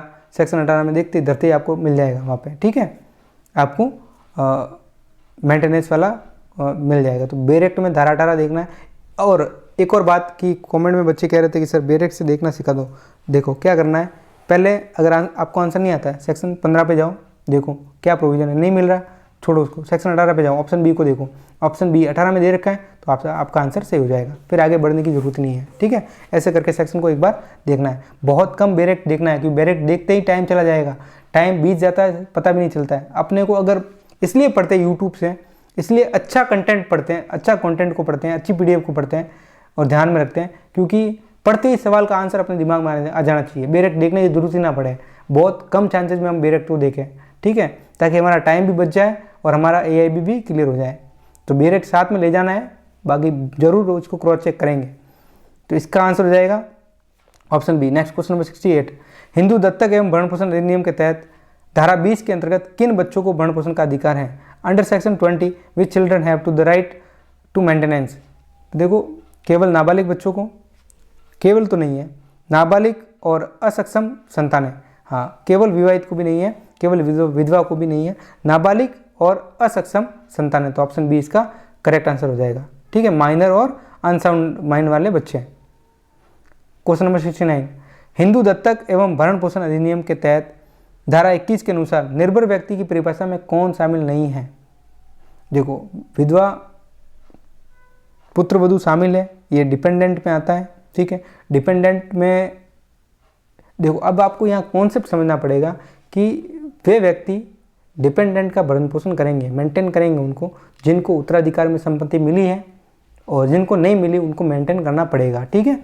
तो विधवा की विधवा पुत्र वधू होती है, बिल्कुल निर्भर डिपेंडेंट में आती है, निर्भर व्यक्ति की परिभाषा में आती है। नाबालिग पोता भी आता है, दत्तक पुत्र भी आता है, लेकिन भाई की पत्नी नहीं आती है। ऑप्शन डी इसका सही आंसर हो जाएगा। नेक्स्ट क्वेश्चन नंबर 70, हिंदू दत्तक एवं भरण पोषण अधिनियम के तहत धारा 22 के अंतर्गत संपत्ति के उत्तराधिकारी किसे भरण पोषण प्रदान करने के लिए बाध्य हैं?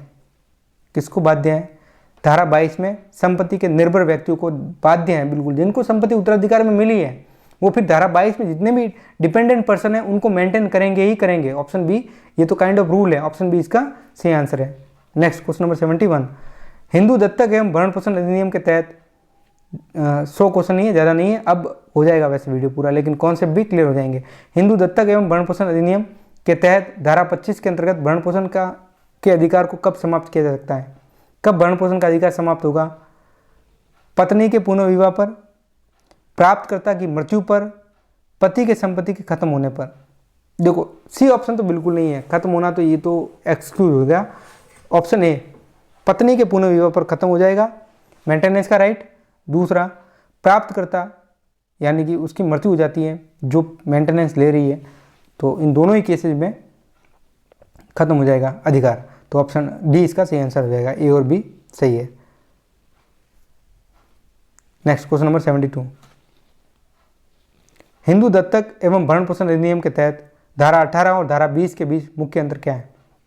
धारा 18 में पत्नी के अधिकार के बारे में बात की गई है, धारा 20 में संतानों के बारे में बात की गई, तो ऑप्शन ए इसका सही आंसर है। बाकी बी, सी और डी गलत है। नेक्स्ट क्वेश्चन नंबर 73, हिंदू दत्तक एवं भरण पोषण अधिनियम के तहत धारा 10 किस विषय से संबंधित है? धारा 10 में गोद लेने वाले की पात्रता के बारे में बात की गई है। जो बच्चा गोद लेने एक मिनट है ना, पढ़ने दो।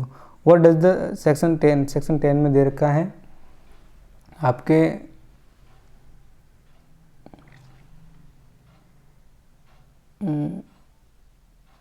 गोद लेने वाले की पात्रता, गोद दिए जाने वाले की पात्रता इसमें दे रखा है।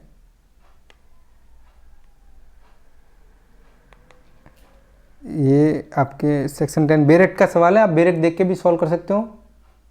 तो हाँ, इसमें गोद लेने वाले की पात्रता के बारे में बिल्कुल ऑप्शन है इसका सही आंसर होगा, गोद लेने वाले की पात्रता, ठीक है, ये दे रखा है। गोद देने वाले की पात्रता धारा 9 में है, और ठीक है, कौन गोद ले सकता है वो 7 और 8 में दे रखा है।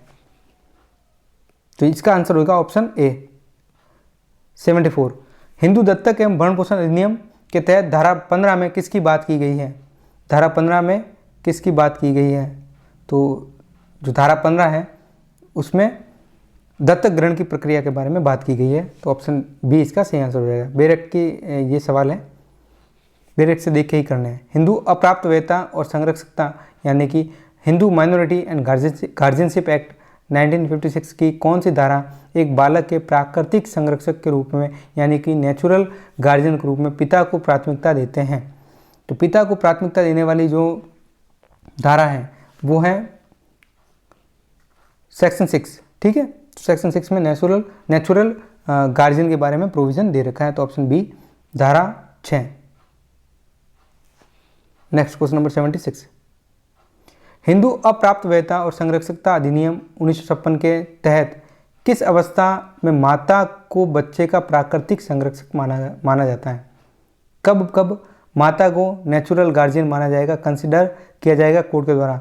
जब बच्चा 5 साल से कम की उम्र का हो तब भी माता नेचुरल गार्जियन मानी जाएगी, नाजायज बच्चे की स्थिति में भी मानी जाएगी, जब पिता अनुपस्थित हो या अयोग्य हो, when the father is absent और डिस्क्वालीफाई, ये तीनों ही कंडीशन में माता को प्राकृतिक संरक्षक माना जाएगा। नेक्स्ट ऑप्शन डी इसका सही आंसर हो जाएगा। नेक्स्ट क्वेश्चन नंबर 77, हिंदू अप्राप्त वय यानी कि माइनॉरिटी संरक्षकता यानी कि गार्जियनशिप एक्ट 1956 के तहत किसे प्राकृतिक संरक्षक के रूप में माना गया है? केवल पिता, केवल माता, पिता और माता दोनों, केवल दादा दादी? तो इसका आंसर हो जाएगा सी, पहले पिता फिर माता, यानी कि पिता और माता दोनों को ही, बोथ फादर एंड मदर को नेचुरल गार्जियन माना गया है, ठीक है। ऑप्शन सी इसका सही आंसर हो जाएगा। नेक्स्ट क्वेश्चन नंबर 78, हिंदू अप्राप्त वय और संरक्षकता अधिनियम 1956 के तहत धारा 9 के अनुसार यदि पिता की मृत्यु हो जाती है तो दत्तक ग्रहण के अधिकार का उपयोग कर सकता है? कौन कर सकता है? कौन दत्तक ग्रहण का अधिकार का उपयोग कर सकता है? According to section 9, who can exercise the right of adoption if the father is deceased? तो इसका आंसर हो जाएगा कि जब पिता की मृत्यु हो गई है तो माता ही दत्तक ग्रहण के अधिकार का उपयोग कर सकती है। तो ऑप्शन सी इसका सही आंसर होगा, माता। 79, हिंदू अप्राप्त वय संरक्षकता अधिनियम के तहत बालक की संपत्ति के प्राकृतिक संरक्षक का क्या कर्तव्य है? भाई जो भी माइनॉरिटी एंड गार्जियनशिप एक्ट ये बताता है हमें, जो ये माइनॉरिटी है इसमें टोटल 13 सेक्शन नहीं है, बड़ा बैरेक्ट नहीं है, बहुत छोटा बैरेक्ट है, ठीक है। इसमें सेक्शन बहुत छोटा एक्ट है, 13 सेक्शन है। 25 अगस्त 1956 को लागू हुआ था ये, ठीक है। ये भी बात आपको ध्यान में रखनी है। लेकिन ये बात ये भी है कि किसी बच्चे की, अब ये माइनॉरिटी में क्या होता है कि किसी माइनर की खुद की कस्टडी दी जाती है गार्जियन को, या उसकी प्रॉपर्टी की, या दोनों की ही कस्टडी उसकी भलाई के लिए दी जाती है, ठीक है। ये आपको अच्छे से समझना है। तो बालक की भलाई के अनुसार संपत्ति का प्रबंधन करना, ये इसमें इसका प्राकृतिक यानी कि नेचुरल जो गार्जियन है उनका, इनकी ड्यूटी होती है वेलफेयर के लिए काम करना, ठीक है। तो ऑप्शन बी इसका, संपत्ति का स्वामी बनना होता नहीं, ऑप्शन ए गलत है। संपत्ति बेचने का अधिकार बिल्कुल नहीं होता, तो ऑप्शन बी इसका सही आंसर होगा। बालक की भलाई के लिए के अनुसार संपत्ति का प्रबंधन मैनेज करना। क्वेश्चन नंबर 80, किस अधिनियम के अंतर्गत हिंदू अप्राप्त वय और संरक्षकता अधिनियम 1956 को लागू किया गया? तो जब पहले लागू किया गया था तो इसको किसी एक्ट के साथ लागू किया गया था, वो था हिंदू कोड बिल। तो ऑप्शन बी इसका सही आंसर हो जाएगा। ऐसे सवाल भी एआईबी में बहुत बार पूछे जाते हैं, ठीक है। नेक्स्ट क्वेश्चन नंबर 81, आज का वीडियो वन शॉट है, कंप्लीट वन शॉट है, इसके बाद कोई और दूसरा वीडियो देखने की जरूरत ही नहीं है, ठीक है।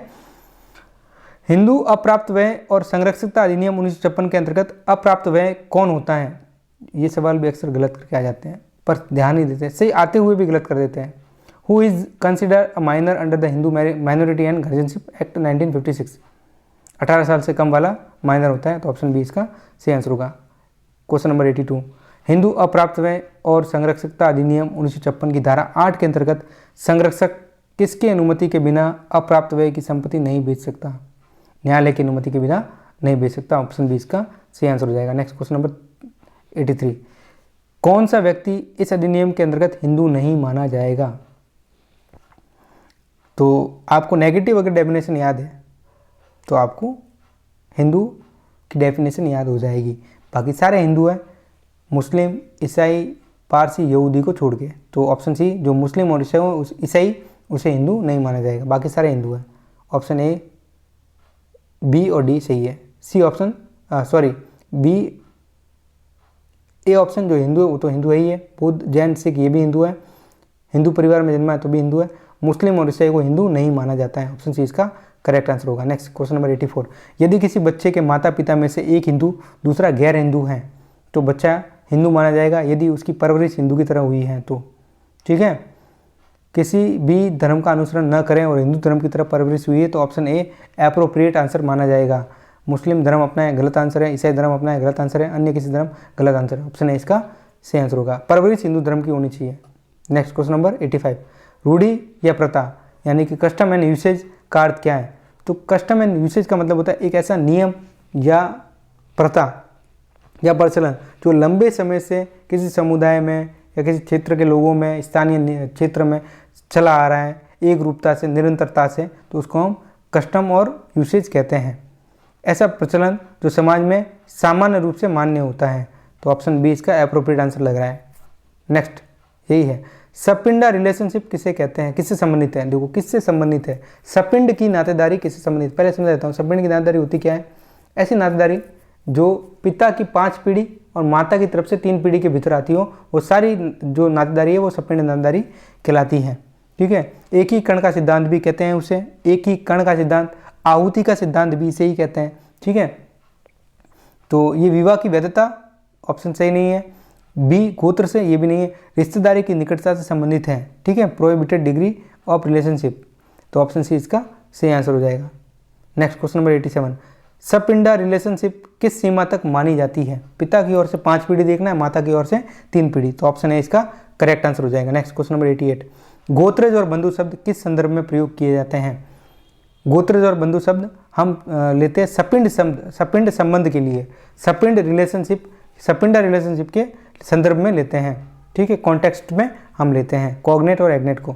तो क्या होता है कॉग्नेट, जो पुरुष के माध्यम से संबंधी है वो कॉग्नेट, जो महिला के माध्यम से, स्त्री के माध्यम से संबंधी है आपस में, वो हो गए एग्नेट। कॉग्नेट चाचा का लड़का, एग्नेट मामा का और मासी का लड़का हो गया। नेक्स्ट क्वेश्चन नंबर 89, सपिंडा रिलेशनशिप में गोत्रज और बंधु की गणना किस आधारों पर की जाती है? गोत्रज और बंधु की गणना किन आधारों पर की जाती है? ये जन्म और रक्त संबंध के आधार पर की जाती है, तो ऑप्शन है इसका करेक्ट आंसर होगा। नेक्स्ट क्वेश्चन नंबर 90, किस स्थिति में कोई रूढ़ी या प्रथा वैध मानी जाती है? व्हेन इज ए कस्टम और usage consider valid under Hindu law? जब वह नहीं हो और सभी को ज्ञात हो, ये नहीं है। जब वह निरंतर, प्राचीन, निश्चित, विधि विरुद्ध न हो, तो ऑप्शन बी इसका करेक्ट आंसर होगा। नेक्स्ट क्वेश्चन नंबर 91, हिंदू विधि के अनुसार अप्राप्त वय किसे कहा गया है? जिसकी उम्र 18 वर्ष पूरी नहीं हुई है वो माइनर कहलाता है। ऑप्शन बी करेक्ट आंसर होगा। नेक्स्ट क्वेश्चन नंबर 92, हिंदू विवाह अधिनियम 1955 के अनुसार प्रतिष्ठित कोटि की नातेदारी, प्रोहिबिटेड डिग्री को रिलेशनशिप का क्या अर्थ होता है? तो ऐसा संबंध जिनमें विवाह करना सामाजिक रूप से अनुचित हो, ये नहीं है। ऐसे संबंध जिनमें विवाह करना धर्मशास्त्र और कानून द्वारा निश्चित हो, यानी कि प्रोहिबिटेड हो, तो ये इसका सही आंसर है ऑप्शन बी। तो सर ये होती क्या है प्रतिष्ठित कोटि? इसमें सारे रिश्तेदार आ गए, पूर्वज आ गए, एक ही लाइनर के वंशज आ गए, नीचे वंशज आ गए। ठीक है, तो इसमें पूर्वजों की पत्नियां, वंशज की पत्नियां, पिता पक्ष के संबंधी, माता पक्ष के संबंधी, सारे संबंधी आ गए। प्रोहिबिटेड डिग्री बहुत वॉइड टर्म है। ठीक है,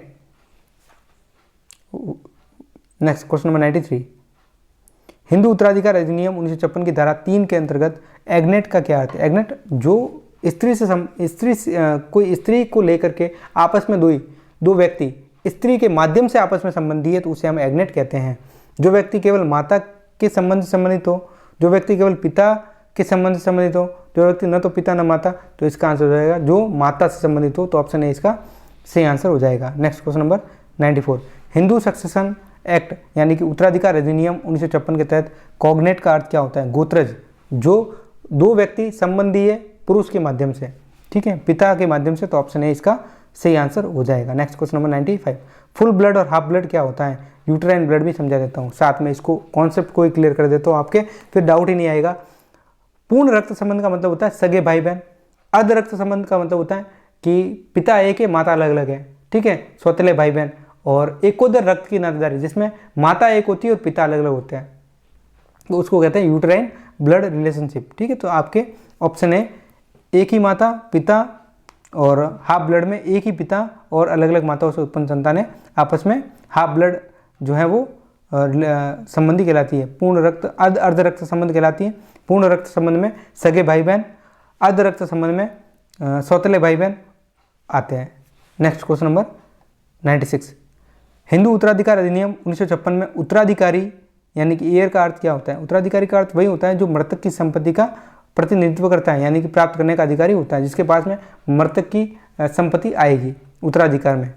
ऑप्शन बी इसका सही आंसर हो जाएगा। नेक्स्ट क्वेश्चन नंबर 97, हिंदू उत्तराधिकार अधिनियम 1956 की दृष्टि में निर्वसियती इंटेस्टेट कौन कहलाता है? जो व्यक्ति बिना वसीयत किए मर जाता है वो कहलाता है इंटेस्टेट। ठीक है, निर्वसियती कहलाता है। ऑप्शन ए इसका सही आंसर हो जाएगा। Next question number 98, Koppisetty Subba Rao versus State of AP Andhra Pradesh 2009 case किस मुद्दे से जुड़ा हुआ है? ये केस बहुत फेमस केस है। ठीक है, आपको ध्यान रखना है। Koppisetty Subba Rao versus State of AP का मामला दहेज उत्पीड़न डॉवरी हैरेसमेंट से जुड़ा हुआ है, तो ऑप्शन है इसका सही आंसर हो जाएगा। नेक्स्ट क्वेश्चन नंबर 99, ये केस भी बहुत इंपॉर्टेंट है। Geeta Hariharan versus Reserve Bank of India 1999 case में किस विषय को स्पष्ट किया? सुप्रीम कोर्ट ने नेचुरल गार्जियन यानी कि नैसर्गिक संरक्षक की व्याख्या की थी। इसमें कहा था कि पिता अगर एब्सेंट है, अब नहीं है, या तो मर चुके हैं या एब्सेंट है, ठीक है, तो उसकी एब्सेंट में फिर माता जो है वो नेचुरल गार्जियन मानी जाएगी, तो ऑप्शन है इसका सही आंसर होगा। ठीक है, ये पूरा डिटेल में सुप्रीम कोर्ट ने Geeta Hariharan versus Reserve Bank of India के मामले में 1999 का मामला है, सुप्रीम कोर्ट ने स्पष्ट क्लियर कर दिया था। नेक्स्ट क्वेश्चन नंबर 100, ये भी मोस्ट इंपोर्टेंट केस लॉ है। विनीता शर्मा वर्सेज राकेश शर्मा केस अभी 2020 का ही है, लेटेस्ट केस है, लैंडमार्क जजमेंट है। इसमें जो है वो बात की गई है पुत्री के उत्तराधिकार अधिकार के बारे में बात की गई है। डॉटर भी क्या होती है? कोपार्टनर होती है, उसका राइट होता है, तो ऑप्शन है इसका सही आंसर है। ये आपके वन शॉट में सारे 100 क्वेश्चन है, इनसे पूरा हिंदू लॉ मैंने कवर करवाया है। सारे आपके एक्ट हो गए, हिंदू मैरिज एक्ट हो गया, इसमें हिंदू लॉ के रिगार्डिंग क्वेश्चन हो गए, और हिंदू सक्सेशन एक्ट हो गया, Hindu minority and guardianship act हो गया, Hindu adoption and maintenance act हो गया। सारे क्वेश्चन हो गए हैं, सारे एक्ट मैंने अच्छे से करवा दिए हैं। अगर आपके फिर भी कोई कॉन्सेप्ट रह जाते हैं तो मुझे आप कमेंट बॉक्स में मेंशन कर सकते हो, डाउट है तो कमेंट बॉक्स में मेंशन कर सकते हो, और आप हमारे टेलीग्राम चैनल से जुड़ भी सकते हो, जहां आपको ये पीडीएफ भी प्रोवाइड करवा दी जाएगी। ये आज का वीडियो था, कंप्लीट वन शॉट था। टेलीग्राम चैनल की लिंक मैं डिस्क्रिप्शन में दे रहा हूँ, इंस्टाग्राम चैनल भी बना हुआ है, और अगर आप हमारे व्हाट्सएप ग्रुप से जुड़ना चाहते हो तो उसके नंबर भी मैंने दे रखे हैं। ठीक है, ये आपका कंप्लीट वन शॉट था। इसके बाद मुझे नहीं लगता कि आपको कोई और वीडियो देखने की जरूरत है। Complete one shot Hindu law के लिए। धन्यवाद।